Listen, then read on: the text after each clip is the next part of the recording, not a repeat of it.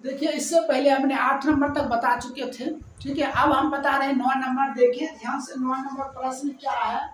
देखिए 9 नंबर प्रश्न है, कहता है त्रिभुज एबीसी में जिसका कोण बी क्या है, समकोण है। एक त्रिभुज बनाइए एबीसी, ए बी सी, जिसका कोण बी क्या है, समकोण है।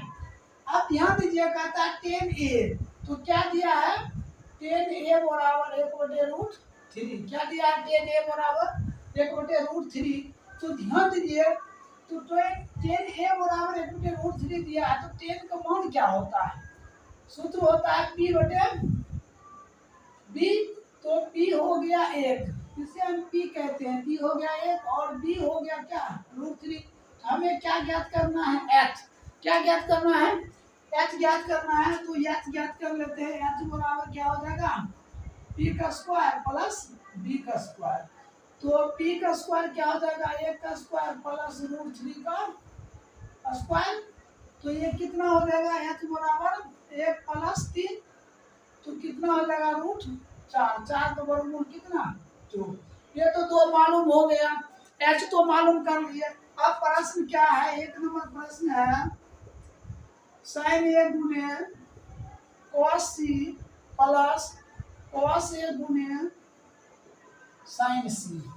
अब ये देखना है, इसको सॉल्यूशन करेंगे।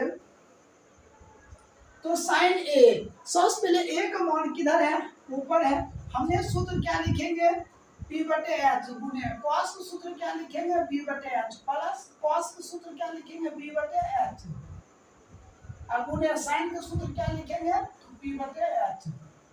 अब ध्यान दीजिए, ये सिंबल पर डिपेंड करता है। क्या है sin a कहाँ है, ऊपर है। जब a ऊपर रहेगा तो h क्या होता है, अस्थाई होता है। h क्या होता है, अस्थाई। h में कोई परिवर्तन नहीं होता। जो p होता है वो b में बदल जाता है, और जो b होता है वो p में बदल जाता है।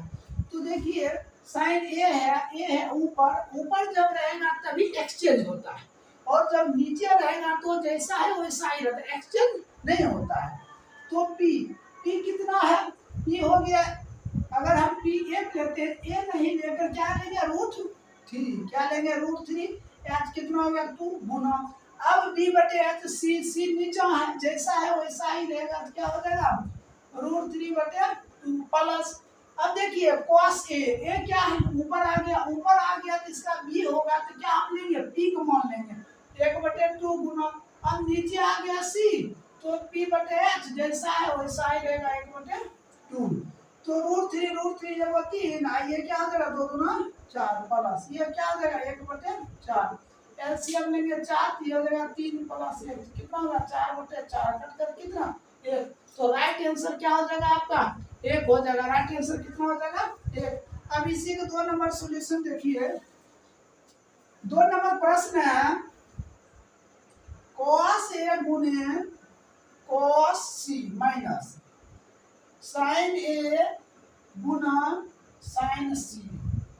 तो सबसे पहले हमने क्या किया, a, इसका पहले फार्मूला लगाते हैं b बटे h, सॉल्यूशन b बटे h गुने इसका क्या हो जाएगा p बटे h माइनस इसका क्या होता है sin p बटे h गुने p बटे h।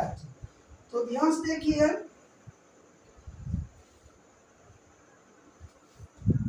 तो b बटे h, तो देखिए b यहाँ क्या है a है, तो हमने क्या ऊपर जब रहेगा तो b सूत्र जब b है तो क्या बदल जाएगा h बदल जाएगा, तो क्या हमको लेना पड़ेगा, तो 1/2 गुना। अब देखिए यहाँ c है, c नीचा है, जब ऐसा रहे तो क्या सेम होगा, तो क्या है b बटे h है, तो b की वैल्यू कितना होगा √3/2 माइनस। अब यहाँ आइए sin a है ऊपर है, तो हम p नहीं लेकर क्या लेंगे b लेंगे, तो हम क्या रख सकते हैं √3/2 गुना। अब देखिए sin क्या है c है, c नीचा है, जब नीचा रहेगा तो हमें क्या सूत्र है p बटे h जैसा वैसा 1 क्या हो जाएगा 2। तो अब क्या देख रहे हैं, ये देखिए अब गुना करेंगे सेम आएगा √3/4, ये भी गुना करेंगे √3/4, तो ये हो गया प्लस में, ये क्या हो गया माइनस में, कट कर क्या हो जाएगा 0। तो यही आपका क्या हो जाएगा राइट आंसर क्या आ जाएगा जीरो आ जाएगा। राइट आंसर क्या होगा? जीरो होगा। अब देखिए 10 नंबर प्रश्न। 10 नंबर में कहता है कि त्रिभुज पी क्यू आर में जिसका कोण क्यू समकोण है। कह रहा है क्यू क्या है? समकोण है। तो सबसे पहले हम त्रिभुज बनाते हैं। ये हो जाएगा पी, ये हो जाएगा क्यू, ये क्या हो जाएगा? आर। फिर कहता है पी आर, प्रश्न कर रहा है P R plus Q R बराबर कितना है? 25 है। और पी क्यू कितना दिया है? 5। तो P और Q कितना दिया है? ये 5 दिया है। ठीक है। तो कहता है क्या?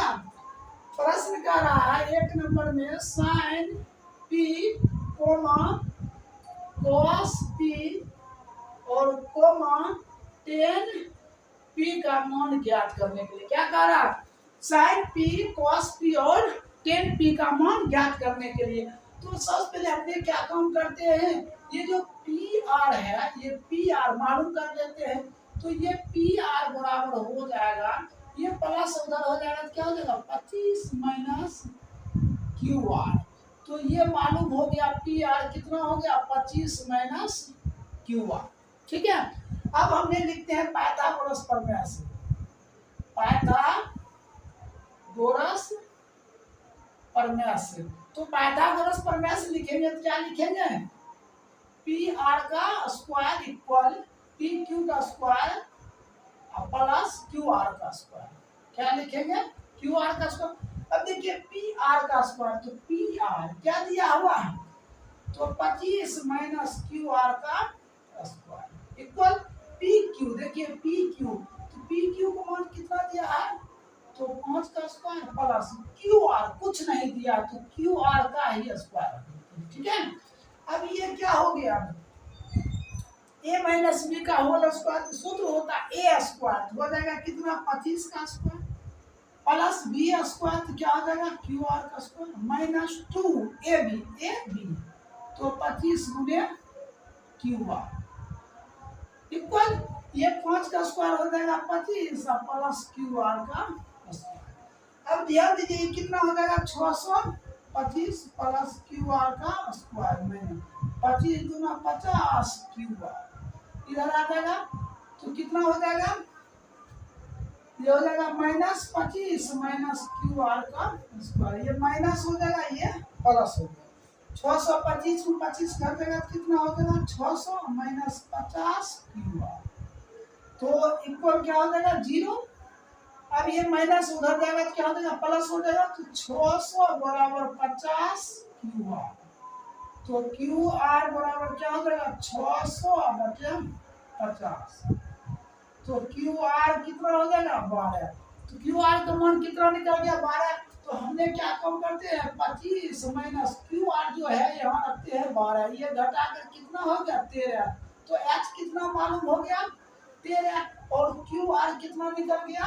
12। कितना निकल गया? 12। अब हमें क्या ज्ञात करना है? Sine P. तो हम पहला फर्स्ट क्वेश्चन लिखते हैं साइन पी। तो सूत्र क्या होता है? पी बटे एच। देखिए पी कहाँ है? ऊपर है। हमने क्या किया? जब पी ऊपर रहे तो पी नहीं लेकर उसका मान क्या लेंगे? बी का मान लेंगे। तो बी का मान कितना हो गया? 12। और पी का मान कितना हो गया? 5। और एच का मान कितना है? 13। तो एच का मान कितना है? 13। एच बराबर कितना है? 13। तो यहाँ पी बटे एच है, तो पी यहाँ मान ये क्या है? सिंबल है पी। पी ऊपर है तो हमने पी नहीं लेकर क्या लेंगे? बी लेंगे। तो क्या रख सकते हैं? 12 बटे 13। 12 बटे 13। देखिए पी चेंजिंग होता है बी में, ठीक है, और एच अस्थाई रहता है। ठीक है, क्या रहता है? एच अस्थाई रहता है। अब देखिए दूसरा है यहाँ कॉस पी। तो कॉस पी का सूत्र होता है बी बटे एच। तो बी कितना है? तो बी हम देखते हैं पी, ये ऊपर है पी, तो हमने बी नहीं लेकर क्या लेना पड़ेगा? हमें पी लेना पड़ेगा। तो 5 बटे क्या हो जाएगा? 13। यही आपका क्या हो जाएगा? राइट आंसर हो जाएगा। अब तीसरा है 10p। 10p का सूत्र होता है p बटे b। तो देखिए 10p, p भी ऊपर है तो हमने क्या किया? p b में बदलेगा और b p में बदलेगा। तो p की जगह पर हम क्या लेंगे? 12 और बी की जगह पर क्या लेंगे 5।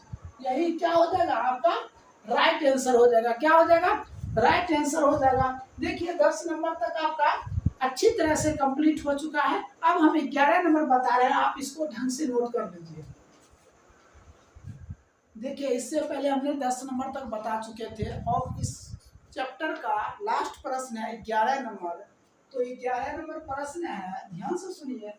कहता बताइए कि निम्नलिखित कथन सत्य है या असत्य। कहता है प्रश्न बताने के लिए सत्य है या असत्य, वो भी कारण के साथ। किसके साथ? कारण के साथ। तो पहला प्रश्न देखते हैं, 11 का पहला प्रश्न है। कहता है 10a का मान सदैव 1 से कम होता है। प्रश्न पूछा जा रहा है 10a का मान, 10a का मान सदैव 1 से कम होता है। 10a का मान सदैव 1 से कम होता है। तो देखिए ये सत्य है या असत्य है, तो इसका राइट आंसर क्या हो जाएगा? राइट आंसर हो जाएगा असत्य। क्या हो जाएगा राइट आंसर? असत्य। अब कैसे होगा उस ध्यान दीजिए, यहाँ पे हम बता रहे हैं 10a का मान कहता है क्या सदैव 1 से कम होता है। तो 10a का मान कितना डिग्री होता है? 60 डिग्री होता है। तो 60 डिग्री का मान क्या होता है? √3 होता है। तो √3 का मान क्या होता है? 1.732 होता है। तो देखिए 1 से बड़ा है। यहाँ प्रश्न क्या करा? 1 से कम होता है तो क्या होगा? औसत होगा। क्या होगा? औसत होगा। अब आइए दूसरा प्रश्न। कहता है कोण, दूसरा प्रश्न है कोण ए के किसी मान के लिए, किसी मान के लिए से के बराबर 12/5। कहता है कोण ए, प्रश्न पूछ रहा है कोण ए के किसी मान के लिए से के बराबर 12/5 होता है। तो हर हमेशा ध्यान दीजिए सेक ए का मान होता है ना, सेक ए का मान होता है हमेशा 1 से क्या होता है? ज्यादा होता है। क्या होता है? 1 से ज्यादा होता है। अगर हम इसको भाग देते हैं तो क्या हो रहा है? 1 से ज्यादा हो रहा। तो इस वक्त ये क्या है? सत्य है। क्या है? सत्य है। सेक ए का मान 12/5 क्या है? सत्य है। अब देखिए तीसरा है, तीसरा प्रश्न है cos ए कोण ए के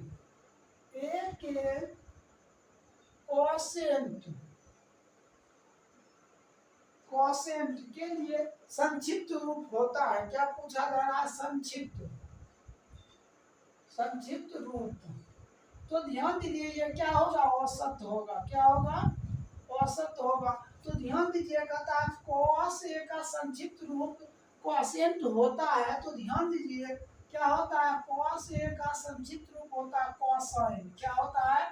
कोसाइन होता है। क्या हो जाता है? कोसाइन हो जाता है। इसका ये क्या है? गलत है, इसीलिए क्या हो जाएगा? औसत, औसत हो जाएगा। देखिए 4 नंबर प्रश्न है। कहता है cot ए कोमा cot और ए का गुणनफल, ए का गुणनफल होता है। तो ध्यान दीजिए अगर हम cot को ए से अलग कर देते हैं तो उसका कुछ अर्थ नहीं रहता। वो क्या हो जाता? अर्थहीन हो जाता है। क्या हो जाता है? अर्थहीन हो जाता है। इसलिए कहता cot ए कोमा cot और ए का गुणनफल क्या हो जाएगा? अर्थहीन हो जाएगा। इसलिए ये क्या हो जाएगा? असत्य हो जाएगा। क्या हो जाएगा? असत्य है। क्या हो गया? असत्य। अब आइए 5 नंबर। कहता है किसी भी कोण थीटा के लिए साइन थीटा 4/3 होता है। तो ध्यान दीजिए कहता है किसी भी कोण थीटा के लिए साइन थीटा 4/3 होता है। तो हर हमेशा ध्यान लगा 3 से भाग देते हैं 4 में तो क्या होता है? 1 से ज्यादा होता है। क्या होता है? एक से ज्यादा होता है। लेकिन साइन थीटा का मान हर हमेशा क्या होता है? एक से कम होता है। इसका मान क्या होता है? एक से कम होता है। एक से क्या होता है? कम होता है। तो यहाँ एक से क्या हो गया? ज्यादा हो गया, तो ये क्या हो जाएगा? औसत हो जाएगा। क्या हो जाएगा? औसत हो जाएगा। राइट आंसर क्या होगा? औसत होगा। राइट आंसर क्या हो जाएगा? औसत हो जाएगा। इस तरह आपका 8.1 में 11 प्रश्न था, वो कंप्लीट कर